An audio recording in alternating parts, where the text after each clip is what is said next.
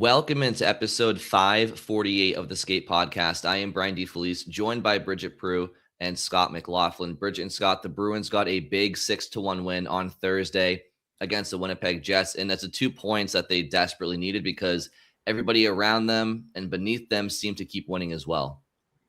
Yeah, and it was also their first regulation win since March 7th, so almost 2 weeks. Obviously, there are a bunch of overtime games in there, which you want, by the way, because regulation wins is the first tiebreaker for the playoffs. And the Bruins had an edge over most of the teams around them for a while, and then it kind of let some teams start to catch up. So they've got 28 on the season, which is still stacks up really well because Detroit's 27, Islanders 25, Columbus 25, Montreal 25. So it is important to try to keep the edge there because, as you said, this race is like just gets feels like every night it just gets crazier and crazier. Like you're just waiting for someone to fall off, and every time you think someone's starting to slip, all of a sudden they bounce back with the big win, and they're right back in it. Like I saw last night, the so hockeystats.com tracks point paces. So like not even just like a projection, just what teams are on pace for. The Islanders are now on pace for 99 points and missing the playoffs. It would be the most points ever by a team that's missed the playoffs. Wow. At least since the expansion to 16 playoff teams. So the previous high was 96, which I think the Eastern Conference is almost certainly going to pass. Like you might get 2 teams with 96 points that miss, depending on how Ottawa finishes. Yeah. I mean, everybody's right around that cluster, and we can get into that. I don't know, Brian, if that was your opening shift or not, but I know we want to talk about it at some point. Yeah, I mean, there's so much there. I guess I'll just kick it off with that, right? I know it's not related to the game, but it is indirectly related. And basically, I'll keep it brief because we'll touch on it later, and we did just talk about it for a little bit. But I did put out a poll last night before the game on Twitter.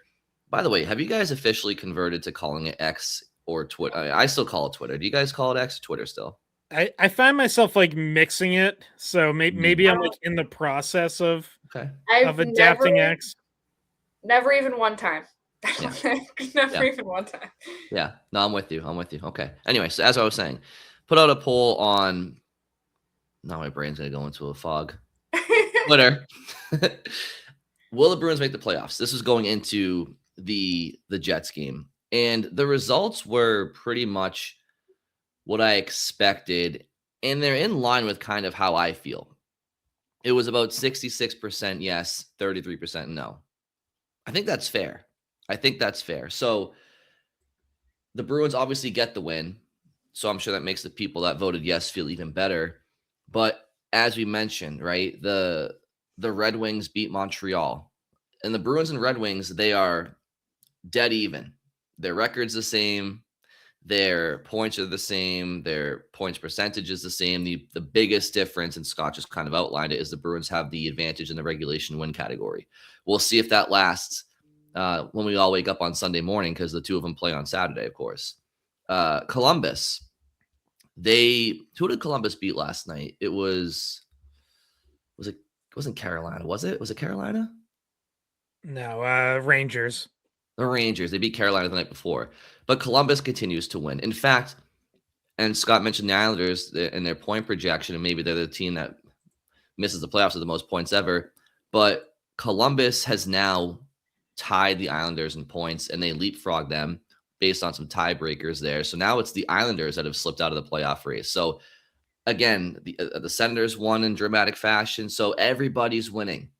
And if the Bruins had lost last night, it would be very, very choppy waters out there for them. But fortunately, they of course got the win. So I guess I'll ask you guys and ask listeners, and do you think the Bruins make the playoffs at this point? And we can get into that a little bit later on. I say yes. I've been a fairly consistent yes on this for a while. But I guess if they go to Detroit Saturday night and lose in regulation, that might swing me, and it might swing their odds to under 50%. I don't think you can overstate how big of a game this is. I think it's clearly the Bruins' biggest game of the season. I'm sure Detroit feels the same way. Like it's massive, especially if it gets decided in regulation and it's a true like 4-point swing. Um, so ask me again after Saturday night, but right now I'm leaning yes. And but that's in part because I think you're in better shape than Detroit to stay up. Detroit's dealing with injuries. Their play had started to slip a little. I know the Bruins, play has slipped as well since the Olympics, but I've thought that the Bruins are in better shape to kind of weather their way through this and stay up than Detroit is, and maybe even than the Islanders are. But again, you gotta go out and do it. You got to go win that game Saturday night. Otherwise, that's gonna swing a lot of how I feel. They also, I mean, they're also tied with Pittsburgh. So like, there's so many teams that they could pass or be passed by. It's all right there. And yeah, well, I definitely want to talk more about that later. Scott, do you want to do your opening shift? Yeah, sure. So the Bruins had a debut Thursday night. Lucas Reichel, who they acquired from Vancouver at the trade deadline for a 6th-round pick. He was a 1st-round pick back in 2020 in Chicago. Has had some solid stretches in the NHL. Has had multi-point games, but has not been consistent. And then bounced around this year. Got traded from Chicago to Vancouver right at the start of the season. And now, that was for a 4th-round pick. Then Vancouver flips him at the deadline for a 6th. So his value has certainly taken a hit here, as he hasn't quite matched, what the Blackhawks were hoping he was going to be, even what the Canucks thought they were getting. But for the Bruins, it was certainly a risk worth taking. All you're giving up is a 6th-round pick. You bring in a player who does have talent. I think you saw that Thursday night. He is a very good skater. He has some skill. So, the hope is that he comes in and he's the latest successful reclamation project. Right? Bruins have done this. They've been able to identify players who, maybe other organizations aren't getting the most out of, and they've brought them in and gotten better out of them. Morgan Geekie obviously being the best example of this. But they sent Reichel down to Providence to start. He played 3 games there, had 5 points. He was a +6. So certainly made a good impression there. That combined with Alex Steves and Mikey Asimon struggling was really all the Bruins had to see to call him up and give him a chance. So they throw him on that 3rd line Thursday night with Elias Lindholm and Morgan Geekie. Reichel scores his first goal as a Bruin on, right place, right time. Connor Hellebuck just misplays a puck around the boards, kind of a weird bounce, and goes right to Reichel. But he had to get there, right? Like he had to be in the right spot. Then he adds an assist later in the game on the Bruins' last goal, where he just goes in. There's a kind of a battle along the boards. Puck's kind of free. He reaches in, pops it up right to Geekie, and then Geekie sets up Jonathan Aspro. So, you saw him make a couple other plays on the rush. That line had some chances. I think it was the best that line has looked in weeks, probably since the Olympic break. So he definitely gave them some jump. Marco Sturm after the game said, his speed and skill was what drove that line, which I would agree with. So a good start. Again, consistency has been an issue for him in the NHL. So I'm not going to lose my mind about one game, but it was a good start. And I think you saw what he can add to this team if he is able to find that consistency. I wanted to ask him, and I don't know why I didn't, but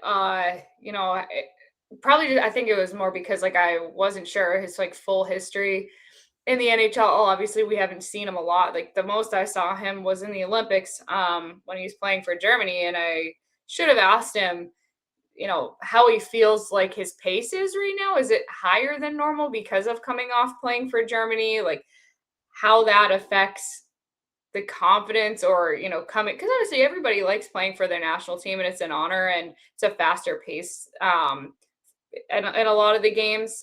But I wonder if coming out of that has given him confidence, and then he's gone right to Providence and done really well there, and then it's translated here, or if he might think, I've always been like this. It's just, people are just now seeing it or something like that. But yeah, he was very obviously the fastest person on that line.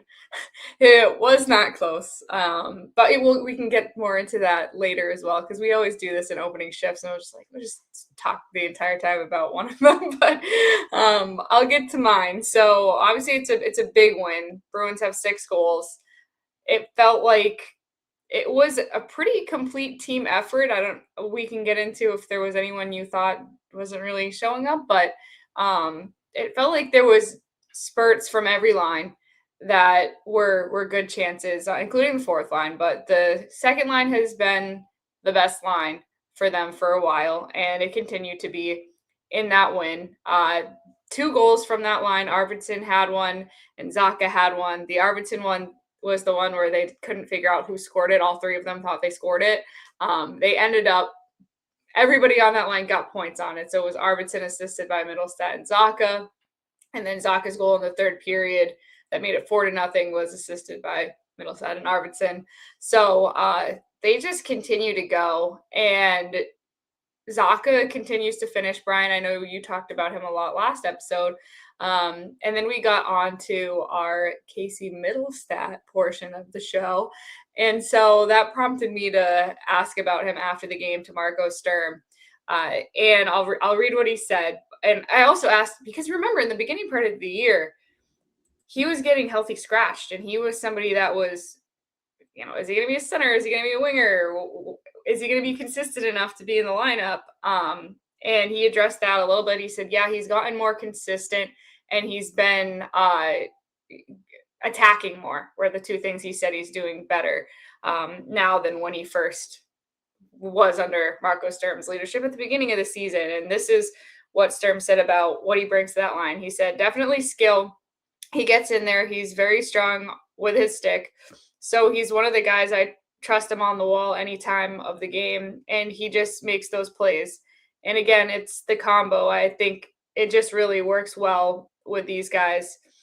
He's really feisty with the puck, and he gets a lot of loose pucks. So a lot of, and Zacha mentioned as well, the board play and how Mittelstadt, that's what he brings, is he wins battles on the boards, and then he pops it out to Zacha or Arvidsson, and then they score. So he's part of the chain of events that leads to the goals that goes probably under noticed a lot of the time.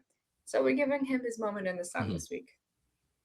Yeah, and again, board play, whether we're talking about Casey Mittelstadt or Lucas Reichel, who Mark Diver, who covers the Providence Bruins, put out a tweet last night that organizationally the Bruins wanted to see better board play out of Reichel as a Bruin. And that sentiment extends to every player. I think that board play is one of the most underrated elements to hockey. It's not the sexiest thing to talk about, but in all 3 zones, it's important. But in particular, in the D zone, if you can have all the speed and skill in the world, you can be the most physical player in the world. But if you can't be responsible with your board play and win your fair share of battles, and when the puck gets to your stick, especially as a winger in the D zone, and you're not going to clear the puck out every time, defenseman pinch, shit happens. But more often than not, when the puck comes to you in your own zone, are you getting the puck out?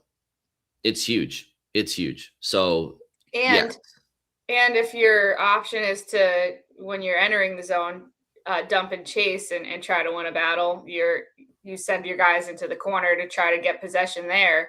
And you got to win those in order to stay in the offensive zone. So, yeah, I think like what impresses me most about that line in terms of board play, like Brian, you mentioned it in the D zone, and it's one thing to get the puck up the wall and then flip it out, and it's like, okay, you got it out of the zone. That's step one. It's certainly way better than not getting it out. But how often this line, Arvidsson and Mittelstadt on either side, are able to get the puck on the wall and immediately make a clean pass to connect with one of their line mates. And that's all 3 of them just being predictable to each other. And like being in the right spot, knowing where they are, and knowing like, all right, I got this puck up the wall, and not that it's a no look, but it's just a quick glance just to make sure Pavel Zacha is where he's supposed to be. He is okay. Boom! I'm throwing the pass in that area, and then they're off. And like that line has been really good at that. It's why they get chances in transition.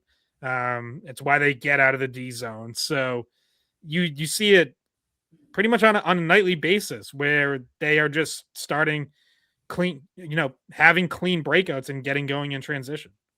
Yeah, to that point, Scott, one thing that I feel like those wingers you mentioned, Mittelstadt and Arvidsson, I feel like do really well is they show patience. They don't panic, right? A lot of times they protect the puck in doing so, but they're not afraid to outweight the wave of back checkers, and then while protecting the puck responsibly, they do a little turn back or something to find Zacha coming late. And again, that takes anticipation from Zacha and chemistry, to your point. So they don't panic. And I think that as a winger, that's something that you have to knock out of your game. It is kind of instinctual in hockey to, especially as a winger, you get the puck on the boards in your own D zone and you feel like the whole world is caving in on you. The rink is shrinking. Everybody's watching you.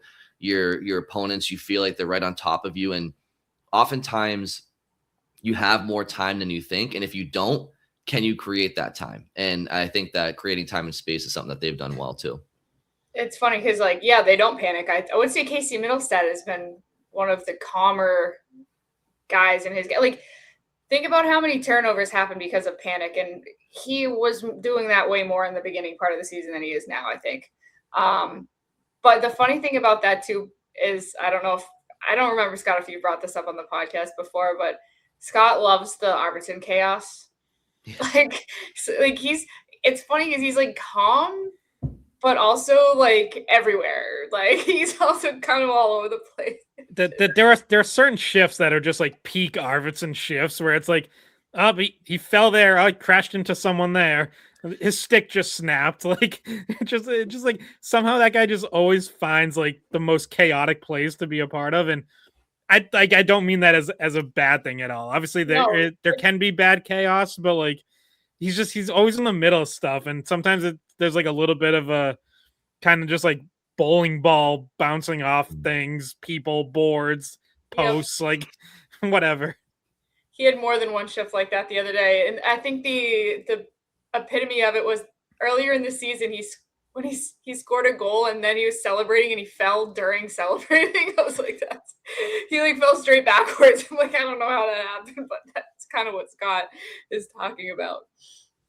Yeah, I felt like earlier this year too, he was on the ice even more so earlier in the year. Now he's found his role, he's found his confidence, and it's a little bit more. It's less chaotic, more organized chaos now when he's out there. So yeah, he's definitely been really good, and that line has been fantastic. But Bridget and Scott, let's parlay this into. Well, before we move off this line, I was looking this up last night, and they are entering the territory of like elite Bruins lines of the last decade, 15 years, like however far you want to go back. But they're now plus 19 on the season at 5-on-5. That is the best goal differential any Bruins line has had since the 22-23 record-breaking season, when the Czech line of Zacha, Krejci, Pastrnak was plus. They finished plus 20 for the season. The Perfection line's best year was plus 20. That was 2019-20, which got shortened by COVID. So maybe they might have ended up slightly better than that. To find a year that where the Bruins had a line that was better than plus 20, you have to go back to 2013-14 when they won the President's Trophy. Both of their top two lines that year were awesome. That was Lucic, Krejci, again, lowest plus 25. Marchand, Bergeron, and Riley Smith at that time was plus 22. So it's like that's like they're gonna get to plus 20 here. They're at plus 19 now. So like they're gonna enter into that conversation. And it's kind of crazy to think about. It's like yeah, obviously that requires being together for the vast majority of the season. So you're going to cancel out lines that had a really good stretch here and there, but then they got mixed up or whatever. But those those season long lines that stay together, it's like, yeah, it's crazy. Like that's the company that they're in. And it's a line that we all looked at before the season and we're like, what the hell is this? Like, who are these guys? Are any of them even sticking around? Like, what's going on? Yeah, is Victor Arvidsson even a second line player? Like that was a question that we had, I think, in the preseason pod, and maybe some of the early season episodes.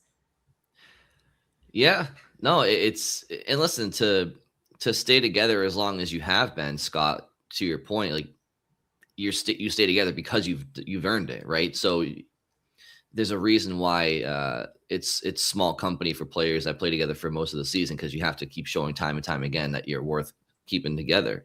And it's definitely surprising that this trio has been this good.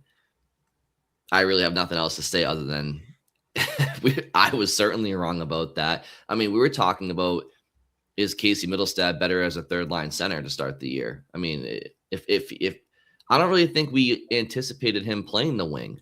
You know, everything was in the summer was the Bruins were going to try his Mittelstadt at maybe 2C, and Zach was going to be the winger. And I do think that maybe that got some looks early on. I don't really remember at this point, but we all know Marco Sturm wanted Zaka to be the center.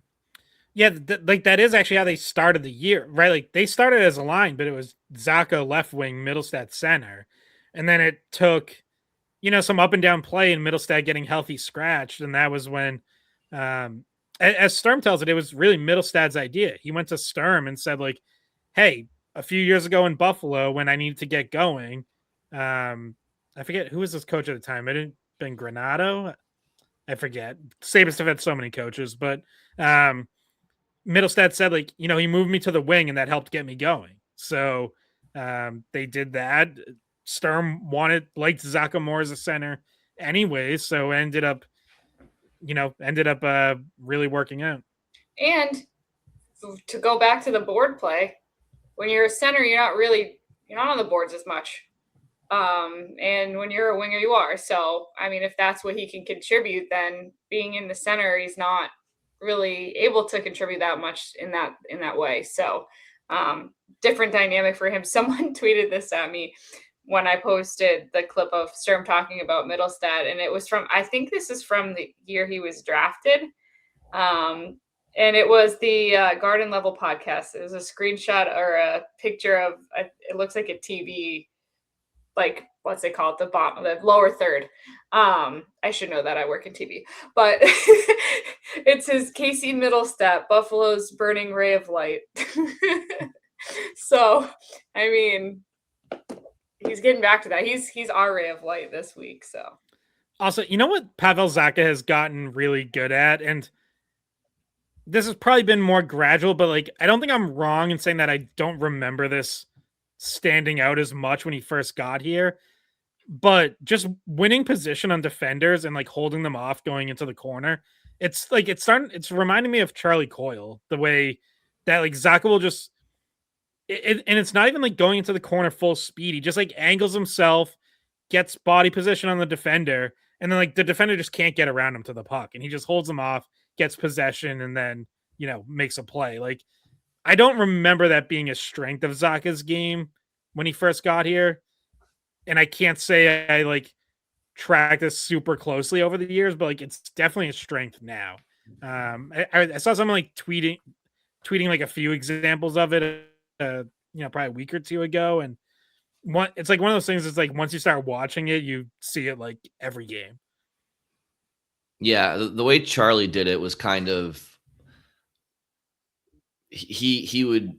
I don't know. It's hard to explain. I feel like Zaka's a little bit softer, quieter the way he does it. Charlie would kind of, he would do hard stops, and he would kind of push back into guys, and when he was protecting the puck, he made it known he was doing it. Zacha is a little bit more quiet by nature, the way he does it. So maybe if he can integrate some of that that nastiness a little bit, that could even help him even more. Rumpy's got any of that. I've never Well, seen not even nastiness, but just you kind of see David Pastrnak do it too, like not the reverse hit, but just like the reverse leading into a guy to gain that separation, right? Like that, it's a tool that could be used. It's not necessarily being a physical player. It's just using your body to gain some space and separation.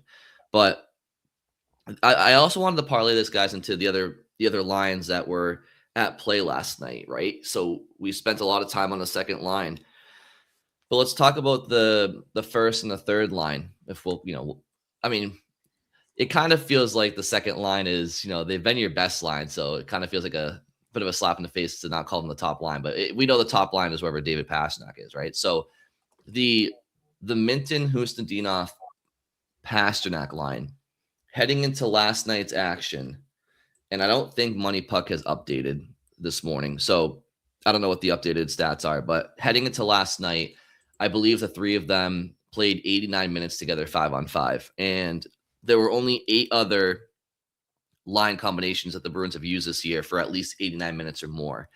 And of those combinations, Pastrnak, Minton, and Hustadinov had the highest goals for per 60 and the second fewest goals against per 60. Last night, they were on the ice for, was it one? No, two more goals at 5-on-5. And then the third line of Geekie, Lindholm, and Reichel honestly kind of played out perfectly how the Bruins drew it up. I mean, did Lindholm and Geekie get a couple of goals each? No. But were they forced to play a higher tempo when you have Lukas Reichel on your line with speed and skill? Yes. And they were on the ice for a couple of goals as well. Morgan Geekie gets his first 5-on-5 point really in 10 plus games. And I think that's going to go a long way. So let me know your guys' thoughts on the line combinations that they threw out last night outside of the second line. And the fourth line was good too. I don't want to overlook them. They were good as well. Yeah, I'll add even further context to the kid line and their scoring. So they're up to 101 minutes together on the season, and they're scoring 7.72 goals per 60 minutes. There are 260 lines in the entire NHL that have played at least 80 minutes together. That ranks number 2 in goals per 60. Only the Tampa Bay line of Nikita Kucherov, Braden Point, and Gage Gonzalez is ahead of them. So, yeah, the offense has been there, and they're not getting, just as importantly, they're not getting scored on. So, right. Yeah, I mean, Pastrnak I thought was awesome again after, he was great in New Jersey. I think had a little bit of an off night in Montreal, and then comes back with, he scores the first goal, gets denied, then just wins the puck right back, steals it right back, and buries it.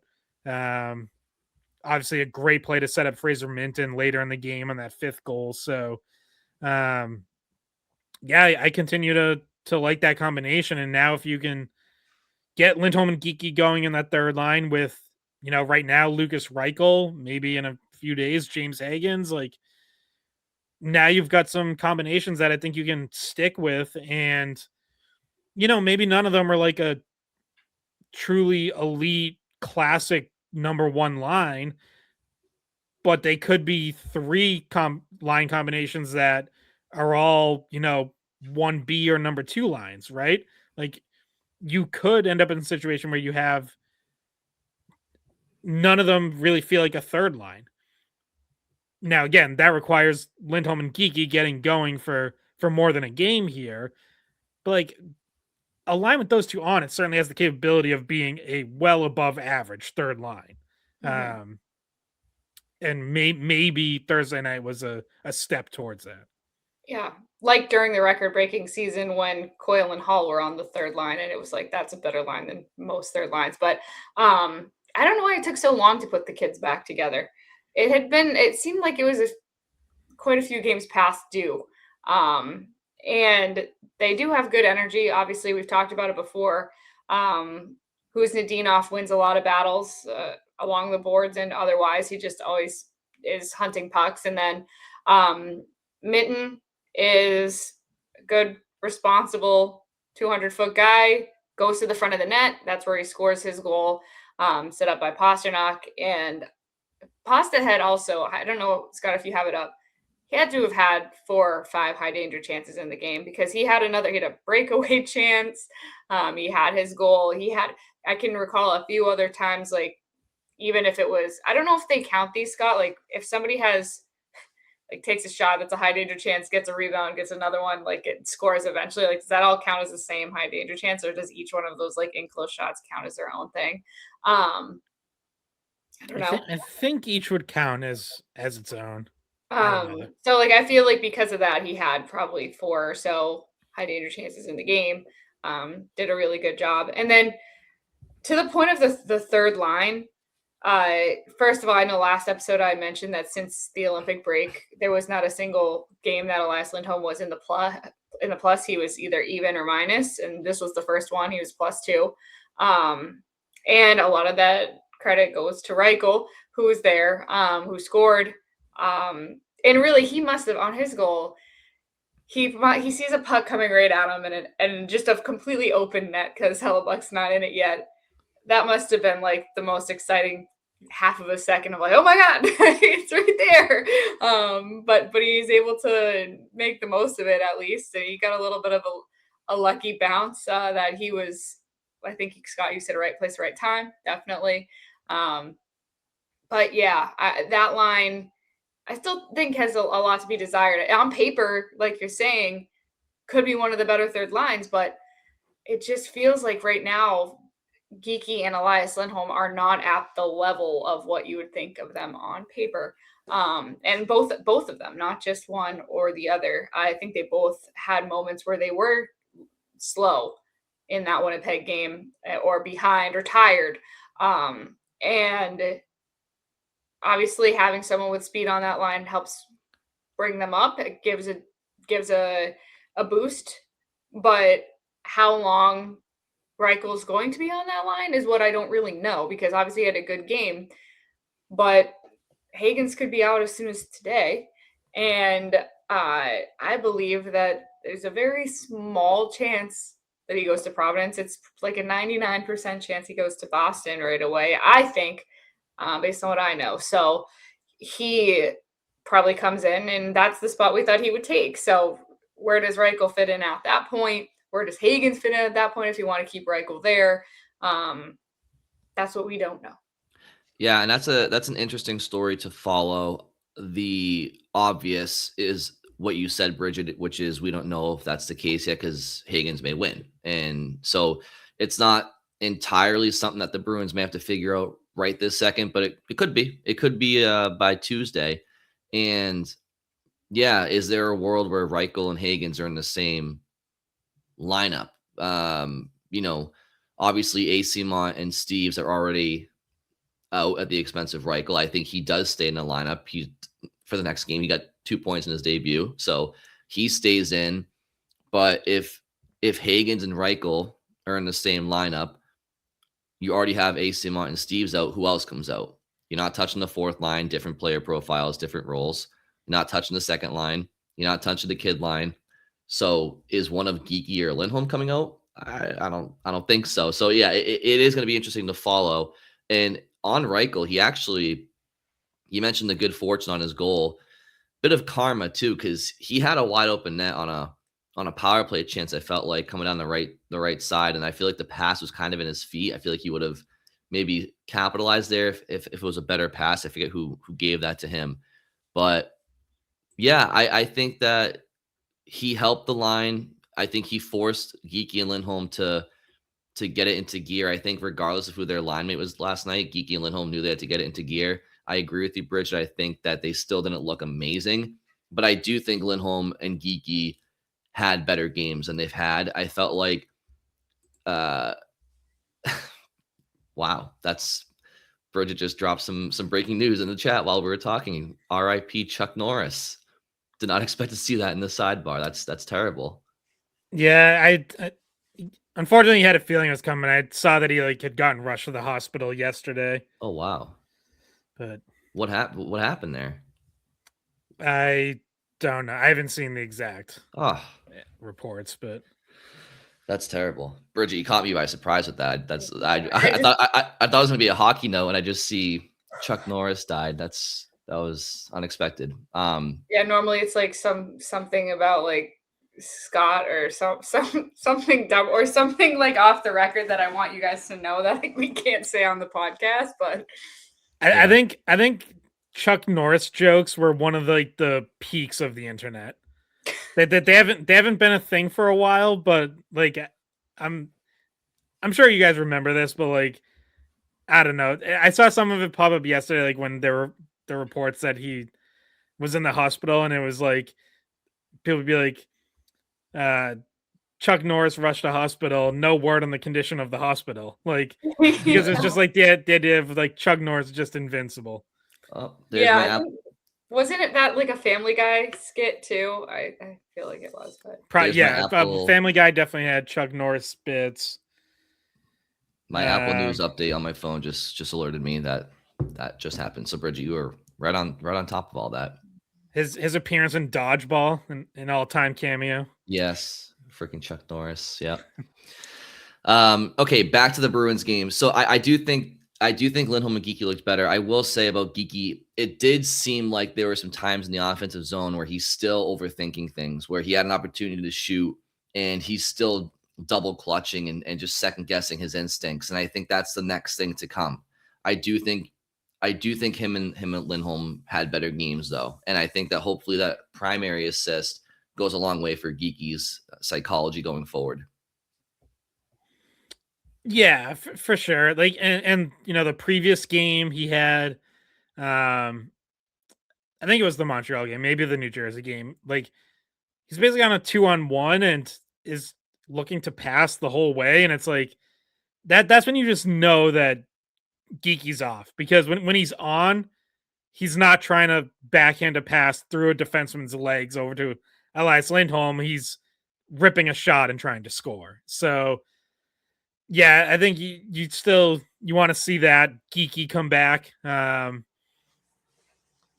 know, and we'll see. We'll see if this kind of game maybe helps spark it. They, you know, like we said, they that line scores 2 goals. All 3 of the Bruins' top lines scored twice, all at even strength on Thursday. So they should all have something to feel good about, including Geeky and Lindholm. You know, Geeky finally gets his first 5-on-5 point since the Olympic. Elias Lindholm still looking for his. So you're now at 12 games without a 5-on-5 point. But yeah, I liked what Reichel brought, and it's like, obviously he's faster than Steves and Acimont, but it's like you're looking for a similar thing in terms of like, hey, you got to be the energy guy, like you're the Energizer Bunny on this line. And Acimont and Steves, we've seen both of those guys do that at times this season in different roles, but it wasn't happening in this post-Olympic stretch. Neither one of them could run with the job. So now Reichel gets his chance, and he's going to get at least one more game, because even if BC loses Friday, I mean, I guess you can't rule it out, but I don't think Hagens would play Saturday in Detroit. I don't think that would be his debut. You probably hold him until Tuesday in Toronto when they come back home. So I think Reichel has at least one more game no matter what, and then you go from there. Like, if he's really earned a role, okay, maybe you have to sort through some other things. If he's the guy who comes out to get Hagens in, then so be it. Like, you know, it's not like Reichel is at this point like a bona fide top 9 forward. He's trying to prove that he can become that. But obviously he's played a lot of NHL games and hasn't done that yet.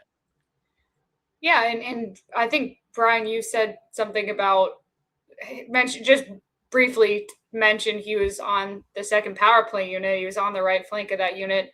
I thought that unit had the better chances, and I thought he was part of that. So it was him on the right flank, Mittelstadt left flank, Lori point, Mitten, Bumper, Arvidsson net front. Thought they had good movement. I thought they had better zone time, better possession. Maybe even had like a nice clean zone entry. And they had 3 or 4 good chances just on the very first time that they were together, which you're watching it and you felt like they were going to score. They didn't end up scoring on the power play, but it brought a different dynamic to that power play unit. And we talked about how the power play had gone pretty stagnant, and all of a sudden that unit was moving things around quicker, more noticeable offensively than what it really has been. I guess we'll say since the Olympic break, it's fallen off. And they needed to do something different. So I don't know if you guys were surprised at all that, it's his first time with the Bruins, and then this was in the first period. It was kind of an early power play, and it's like, oh, look at that, he's on power play too. Let's see what he does. So Scott, what was your take? We didn't really get your opinion on if there is overlap between Reichel and Hagens. Is it something not to overthink? Just What do you mean? Like, is there a lineup if Hagens were to lose Hockey East? Is there? And I know we're talking about something that isn't the case yet, but it could be by the time people are listening. Is there a lineup in the short term where Reichel and Hagens are in the same lineup because of some of the reasons we talked about earlier? Like how do you think they would handle that? Because he does bring some of that speed and skill spark that Hagens would bring right now. But is there redundancy there? Would they rather? I don't know. What are your thoughts on that? Yeah, I mean, at the moment, I would say like Reichel coming out of the lineup is probably just the easiest, most natural move to make. Like, sure, you're not taking out anyone who's in your top 6 right now. I think you like the identity of your fourth line, so you're probably not touching that. So it's like, yeah, Reichel's the obvious one to come out. Now, again, if he goes out and has an awesome game Saturday night in Detroit, and again, what I'm pretty, I think pretty easily is your biggest game of the season. All right, that might force you to rethink some things, and maybe it's not so easy to take him out. But you'll know by then, right? You'll know by then. Yeah, like we'll cross that bridge when you get there. I know people have also pointed out, like, so I don't think I'm really speaking out of turn, but like Casey Mittelstadt has a baby on the way, so maybe he misses a game at some point. Like, maybe someone gets banged up. Like, I think a lot of times these things sort themselves out, and you don't, at least for any prolonged stretch, you don't generally end up with guys out of the lineup who clearly deserve to be in. Like, usually it's like a couple guys who have been solid, but like don't necessarily need to be in the lineup, or just something happens that opens up a spot, and then you get everyone in, or maybe there's a rotation by game or whatever. But like right now, like if Hagens were coming in right now and playing the next game, I'd say, well, good first game for Lukas Reichel, but he's probably sitting the next one. Yeah. But now if he makes it 2 really good games, then maybe the conversation shifts. Right. Yeah, and when he first got called up, I was thinking like, oh, well, obviously this is a signal that Asimon and Steves haven't done what they wanted there. And just maybe giving a little bit of an extra kick to them, or showing you that spot is really truly up for grabs for anyone who might be an upgrade. And this first attempt was to see if Reichel was an upgrade there, and in a very small sample size of one game, he was. But it's so obvious that spot is still up for grabs, and that's a good news for Hagens, because it's just right there to see, like, here is the spot. Mm-hmm. And even though Reichel played well in that one game, it's like it's still up for grabs. It's a spot that they haven't decided what to do with yet. And I really do think he ends up in Boston right away. So it's, unfortunately, to answer your question, Brian, I don't really know if there's a lineup where both of those guys are in at the same time, unless someone is injured. So yeah, and you know what? I mean, you guys make a lot of good points, and I think that ultimately there's just so many unknowns right now. I mean, when does Hagens' season end with BC? Are there injuries? Are there not? Ultimately, Scott always says, and you may have said it a minute ago too, like, these things always find a way to work themselves out. So, you did. Okay, he's a big karma guy too. He's a big. What's that? He's a big karma guy. The Scott's a universe pretty finds guy. a way to work itself out. He is, and he also Very turned dense. into a Which Bridget is wasn't. why, like, I'm confident that Karma's gonna strike Bridget for taking a photo of me capturing popcorn time last night. Come Why? on, I just think That that's was for the fans. I think it's out of bounds. I haven't think seen it's- this. Yeah. Where was It's it on on Twitter? Twitter. It's a comment in Scott's Hmm. You know, popcorn time. people don't need to see how the sausage is made. Yes, You, they do. It's called an expose. Okay. Bridget, that may or may not have to make its way onto this episode as an overlay at some point because I have not seen this. But I wanted to get to a couple of things from the game. We got to give Jeremy Swayman some appreciation here too, because he was good all night when he needed to be, but in particular before the Bruins even got that 1-0 lead, multiple key stops. There was the Scheifele save right before the Pasternak goal, I think, on a odd man rush. My boy Johnny Aspero with a bit of an ill-advised pinch. He atoned for it later. A couple of points on the night for Aspero. Aspero is collecting some points, by the way. Just he's been doing a good job at that. But Swayman deserves some flowers from that performance. Yeah, he does. There was another odd man rush earlier in the game that I'm blanking on who it was, but yeah, you're right. He had some big saves. Just continues to be really strong here out of since the Olympic break. The other you mentioned Aspero. Yeah, maybe a little boo-boo there, but that pairing, him and McAvoy, both end up +4 for the game. They were on for 4 of the Bruins goals. Aspero obviously ends up scoring one. McAvoy, his point streak gets snapped, but I think that's still a game that pair is going to feel really good about. Which I kind of think they sneaky needed because they've been on for some goals against these last couple games, and haven't really been at their best, even when McAvoy was putting up points. I think Aspero had maybe leveled off a little bit. So to get a game like this where I think they're out there, they're making good things happen, they're in 4 goal celebrations. I kind of think that pairing needed, just like Geeky and Lindholm needed a game to feel good about it. I think that pairing kind of sneaky needed a game to really feel good about, and this one was. Oh, there. Oh, wow. That's how the sausage is made. Look at that picture. Yeah. Unbelievable. Wow. You gotta peel back the curtain occasionally. So. And then, by the way, there was a second picture that I didn't have time to upload here. That's him looking over his shoulder, realizing that I'm taking a picture. Scott, you and the popcorn, it's taken some seasons and some persistence, but it is a thing now. It's very much a thing. I think Scott's pops. Thanks a lot due to my branding efforts that are just we got 2 Scott's pops on here right now. Your efforts are huge, but also keep in mind every single home game for the last 2 years, Scott's made a point to take a. Have you missed a game? Have you been in a game and not taken that picture recently, Scott, in the last couple of years? No, every game I've been at, I've taken the picture. And they're always just a little bit different, right? There's some subtle artistic freedom in each picture, right?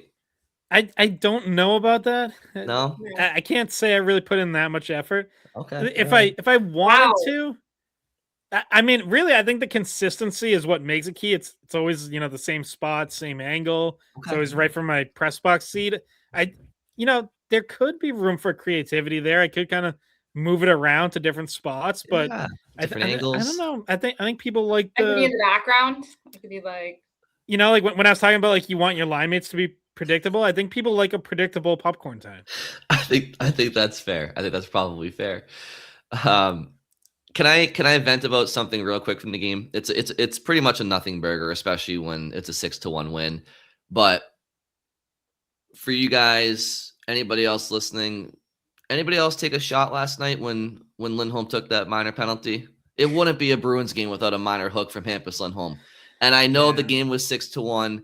I just want to say, when you have a team down, you have to step in their throat, and you're up 4-0 in the third. Hampus takes a penalty. It's now 4-1. And Winnipeg buzzed for a little bit after that. And all of a sudden, if they put another one in there because they had some great A's, you're starting to look at a Bruins Vegas game from earlier this year where maybe it's 4-0 Bruins, now it's 4-3.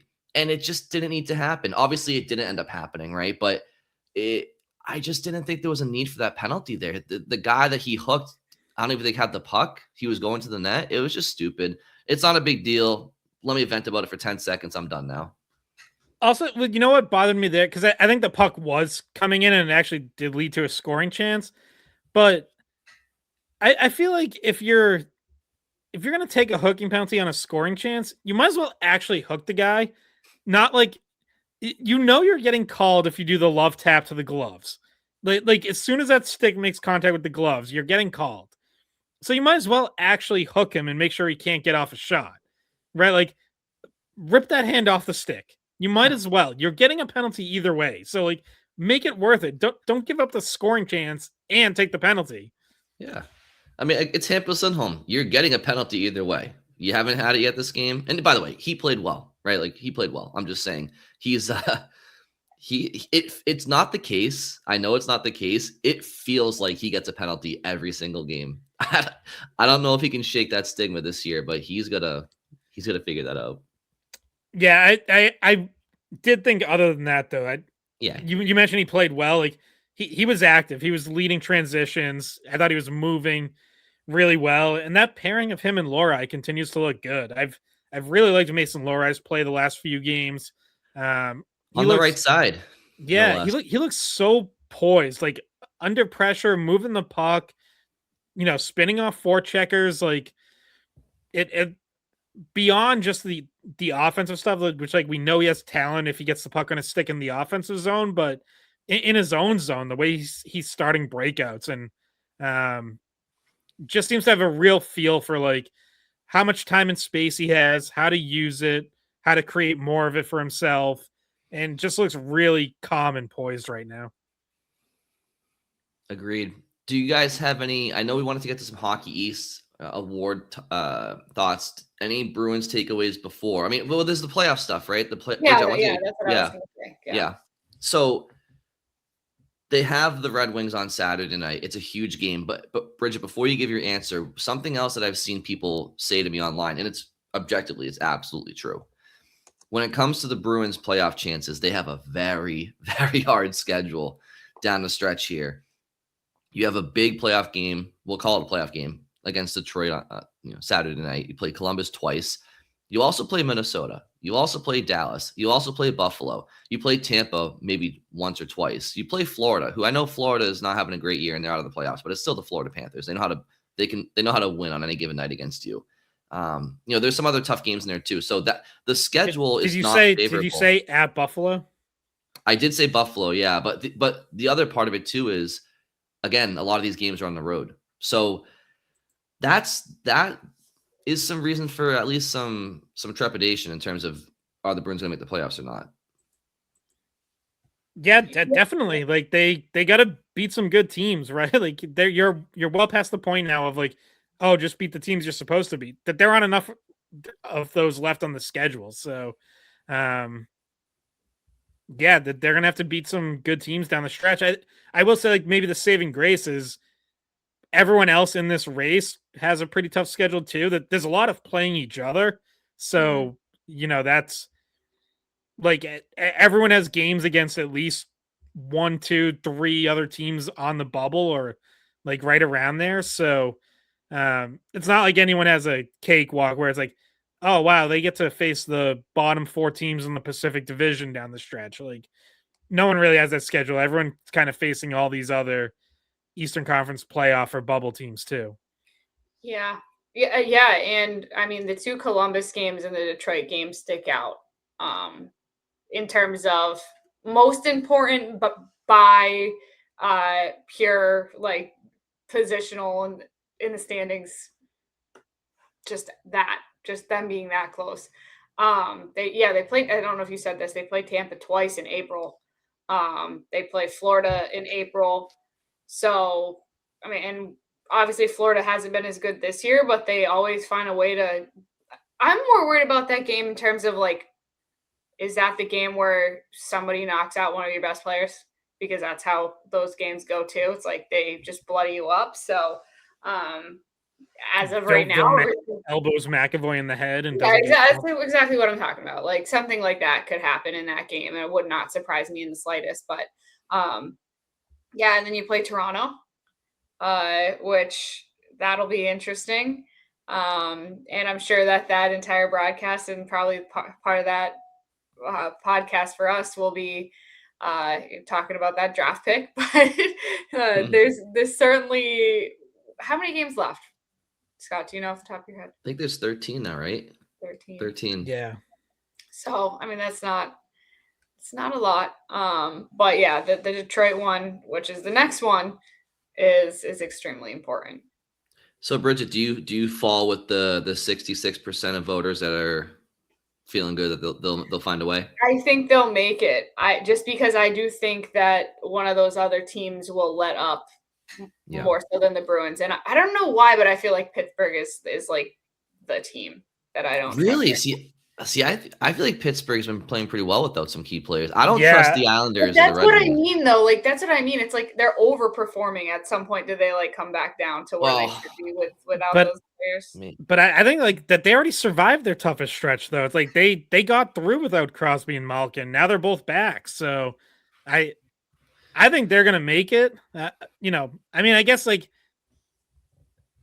listen, all it's gonna take is one of these teams just to slip up for a week, and all of a sudden they're gonna be 3-4 points back. But all right, I'll ask you this: the 8 teams that are in it right now, are those the 8 teams that are? No, maybe because now technically it's Columbus that's in, right? Yeah, and the Islanders that are out. Yeah. So I mean, I think personally, I think Bridget, I don't know if you were around when I was talking to Scott before we started recording, but I don't have all the confidence in the world in the Bruins, but I will say I have more confidence in the Bruins down the stretch here than the combination of one of Detroit or the Islanders. I think Detroit's got some injury issues. The Islanders, like Matthew Schaefer's such an amazing story, and you know they have some good things going for them outside of Schaefer too. But I do think Columbus finds a way to stay in the mix, and I do like Pittsburgh. So to me, I think one of Boston, Detroit, and or the Isles are the odd man looking in, and I do think the Bruins would be one of the teams in of those 3 teams. So that's my gut feeling right now. I don't trust the Islanders and I don't trust the Red Wings because of their injuries. But if, to Scott's point earlier, if the Bruins lose to Detroit tomorrow night, especially in regulation, well, who am I to say I don't trust Detroit over the Bruins at that point? Yeah, I'm still picking Detroit as of right now, but Bruins can make me feel a lot better about that if they go in and beat Detroit in regulation Saturday night. So as of right now, I'll say Detroit ends up the odd team out. And Ottawa stays out too, because that's a team that's like not too far back. They had so they lost in regulation on Wednesday, but then bounced back with the win Thursday. So and even Philly making a little bit of a push. Like they're 6 points out with the game in hand. Like I don't think they're gonna get there, but I think they've gone 7-2-1. Yeah, 7-2-1 their last 10. Yeah. It's tough with some of these teams that are like 5-6 points back with the amount of games left. It's the classic. It may just be a little too late. Yeah. But Bridget, I know you had some college hockey takeaways to finish off here. Yeah, because today is the semifinals of the Hockey East tournament, and then tomorrow is a championship game. So I'll just set the scene a little bit for that. And the yearly awards came out, so I want to mention how that played out for some of the Bruins guys. But so first semifinal is the 4:00 game. It's UMass against Merrimack, aka Brian's school versus my school. Scott's school. Don't know what happened to them, but they're all playing in the NHL now. They are now. Yep. Their best players. Cole Hudson already scored his first NHL goal on an empty netter. Yep. Cole Hudson, Cole Iserman just signed with the Islanders. Boisvert's gone. Good riddance. Gavin McCarthy signed with Buffalo. Those guys all signed 3-year entry-level deals. But no, so that's the first game. And then the later game is UConn BC. And obviously all eyes on that to see if BC can survive and advance to the championship game. And then therefore the NCAA tournament if they were to win that. So obviously that's Bruins related. There's 6 guys on that BC team. Some of which will be finishing, and not just Hagens. Others will be finishing out their career as well because, like Andre Gesso is a senior, so what happens to him is also a question. I think he'll probably go right to Providence and join them for right ahead of their playoff push. But so that's obviously the number one thing. But the awards came out this week as well, and James Hagens was a top 3 finalist for Hockey East Player of the Year. He did not win it, though. It was UMass goalie Michael Robel, who was Player of the Year. I heard that Robel got a lot of the votes, like a pretty big majority of the votes. I think that, and it's a coach's vote as well. So I think a lot of coaches saw how important he was to UMass and what they've been able to do to keep themselves in the hunt for berth in the NCAA tournament. And he's had his best year of his career. So we'll see him because he'll be playing in that first game in the semifinals. And then Dean didn't end up with any of the awards. Roger McQueen, who we talked about back in the summer quite a bit, won Rookie of the Year with Providence. And then Nate Lehman, his head coach, won Coach of the Year. So those were some of the major awards. James Hagens is a finalist, a top 10 finalist for the Hobey Baker, which we won't find that out until April 10th. They cut the list down to 3 sooner than that, but then April 10th, which is the day before the national title game, is when they announced the Hobey Baker winner. I personally don't think he's going to win that. There are a lot of players that have more points per game, more goals. So he's not you have to be at the top of one of those categories normally to win that award. So he is in the picture for sure, but I don't think he's a favorite by any means. I wonder what. Yeah, I would agree. Like what he did from Thanksgiving on got him into the final 10, and that's a really nice accomplishment, obviously. But yeah, he's definitely not winning. And I'd be pretty surprised if he made final 3. It's a wide open race though. Like I've seen people talking about this and writing about it. It's like a lot of years by now you'll kind of know like, oh, the one guy who's really kind of separated. This year there's a whole like handful of guys that it could go to. I think Eric Polkamp, defenseman from Denver, would probably be my pick. Like guy who just plays a ton of minutes and is a top scorer on a team that doesn't have like a super deep forward core. But I mean, Gavin McKenna made an incredible push from whatever, like December on, where he's been like 2 points per game. So, he ended up in like really elite territory for freshmen that young. After, a little bit of a slow start that came under a lot of scrutiny. I think he's rocketed back up to the top of everyone's draft boards with the way he's played in the second half. So yeah, it's going to be interesting though. Porter Martone was not a finalist. He's been up there among the national scoring leaders all year, but didn't make it. His teammate and linemate Charlie Stromel did. Which, sometimes the Hobey vote is like you defer a little bit to the upperclassmen. So I get that, but like he had a really good season for Michigan State too. Yep. Yeah. So obviously we'll see how today plays out. We'll see BC UConn. BC, I'll give a little context as well. I did this series not that long ago in February. BC took 5 of 6 points against UConn in that series. They played 3 times, but that was the most recently. Hagens had a hat trick in the first game of that series, and then BC won in overtime the second game. So I think it'll help. But UConn was the runner-up in the Hockey East tournament last year to Maine, who's already out. So they won't be repeating. And if people go to Bruins games, they'll see it hangs on the rafters, the championship banner for Hockey East. And right now it says Maine on it, but obviously that's going to change. And BC is the highest ranked team in Hockey East remaining in the tournament, right? Yeah. Who's the lowest? No, actually, they're second lowest. So UMass is the highest, and they're playing Merrimack, the 8th seed. So UMass is the 2 seed, Merrimack's the 8th seed. Providence was the 1 seed. They got knocked out by Merrimack. Where did BC finish in Hockey East? 4th, okay. So they had the 4-5 with Maine. Okay. But yeah, and then so if people wonder why there's the early game is always the best remaining seed. So the 2 seed UMass gets the early game. That gives you a little bit more time to recover in terms of, because they played the championship the next day. So that's why that game is early, so that if they win, they do have a little bit of an advantage in terms of recovery, especially because some of these games will go to like freaking double overtime. And it's not like it's real overtime. It's the playoffs. It's clean the ice, 20 minutes, 5-on-5.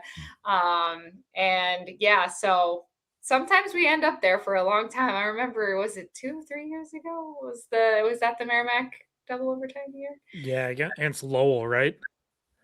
Yeah, I just remember every single intermission getting up and like going to talk to everyone by the coffee machine, and we were just like, here we go again. Both games went to overtime that year, right? I think that was that may have been 2023. I think that was Lane Hudson's freshman year. I don't think Celebrini was there yet. So was that the spring of 23? Yeah, that sounds right. Yeah, it was. You're right. It was. Because then I had. Yeah. BU beat Merrimack in the final. Exactly. Yeah. Yeah. And I had just come back from the Bahamas. I do remember all of this now. It's all coming back to me. Yeah, it's two of the 4 teams there Friday night, UConn and Merrimack, both looking for their first Hockey East championship. Merrimack's obviously been in the conference, since it formed in the 80s. And UConn, a newer addition in the last, 10 years, 12 years, whenever they joined. They've both been to the finals. Merrimack, like we mentioned a couple years ago. UConn's been twice in the last 5 years, but lost. So 2 of the 4 looking for their first Hockey East titles. All this talk about awards and such, by the way, it makes me think of what would the awards be for this show, the Skate Pod Awards? I feel like I'd probably bring home most likely to bitch about a win award. What awards do you think we would throw it around for this show? Best dressed, obviously. Of course, yes. Mm-hmm. No doubt. I'm MVP, most valuable popcorner. All right, we're done. That's it. That's it for today. Brian, sign us off. Do I have to? Unbelievable. Okay. Thank you all very much for listening. Enjoy some college hockey over the weekend. Enjoy Bruins Red Wings on Saturday, and we'll be back on Monday to talk to you all. Take care. Hey guys, thanks for watching the Skate Podcast. If you want to see more of our videos, visit our playlist. Not in front of a screen? You can listen to us on Spotify, Apple Podcasts, or wherever you get your podcasts. Don't forget to follow us on social media. And if you enjoyed this video, please don't forget to give us a thumbs up, subscribe to our channel, and leave a comment.